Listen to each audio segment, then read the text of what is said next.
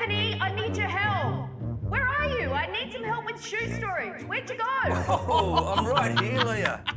Sorry, Ant, didn't see you there. I'm glad you're here because I do need your help. Deaf, but I'm here We now. are going to make some shoe storage, but we're going to do it a little bit differently. We're going to be making it out of these PVC pipes, cutting it into pieces and forming a triangle so the entire family can store their shoes. Fabulous, all right? Done. So the ideal way of doing this is we're going to cut our pipe into sections, about 300 mil. So the best thing that we can do now is to measure up.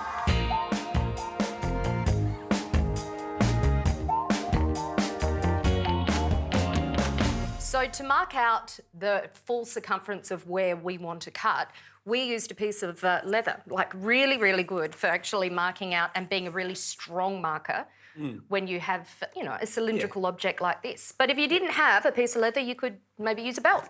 Absolutely, you could. Yeah. So we've used a couple of clamps here just to lock it into position, and just with the standard saw like this. Now, this one does have some fine teeth on it. We don't want anything too coarse because we want to make a nice clean cut.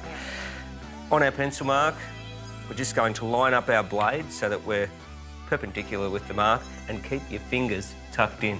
So we'll get these cut through. We've got a few to cut here. Just a few. And then we can start joining them together.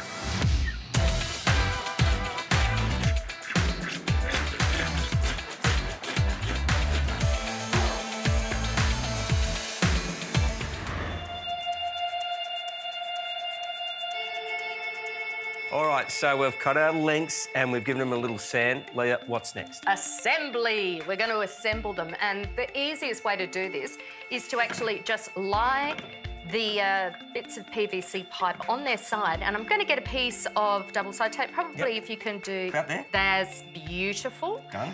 So I'm going to stick that bit to this bit. Okay, and now you are going to get that hot glue gun. Yep. Puts a big blob here. Okay. And another big blob over here. And this is basically going to stick everything together, but this beautiful piece of double-sided tape here is going to be the thing that binds and holds the form while the glue has time to cure.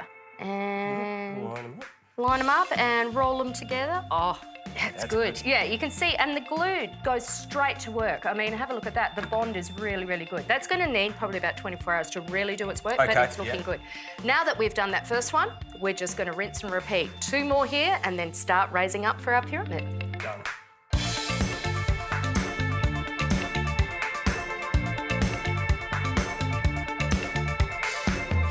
just put my little man's shoes in there.